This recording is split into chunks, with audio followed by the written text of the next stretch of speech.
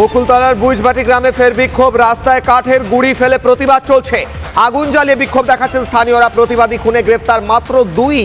বাকি অভিযুক্তদের গ্রেফতারের দাবি করা হচ্ছে। মদ্যপানের প্রতিবাদ করায় খুন হয়েছিলেন সোমবার প্রতিবাদী যুবককে খুন করে দুষ্কৃতীরা। সব অভিযুক্তদের গ্রেফতারের দাবিতে বিক্ষোভ চলছে। পরে পুলিশের হস্তক্ষেপে অবরোধ উঠে যায়। এখনো পর্যন্ত তারা হুমকি চালাচ্ছে, বলছে যে একটা মেরে হয়নি, আমরা দুজনকে সারেন্ডার করিয়েছি।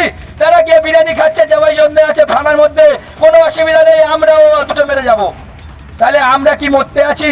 প্রশাসন কি করছে? হাতে চুরি পড়ে আছে, তাহলে আমরা কি আইন হাত তুলে নেবো?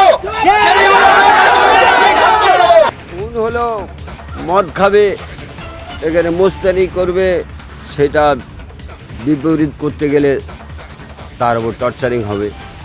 না সহ্য করতে, ওরা যেটা বলবে সেটা মানতে হবে। না মানলে চাপ হবে, মদ খেয়ে মাতাল হয়ে মারতে যাবে, ধরতে যাবে।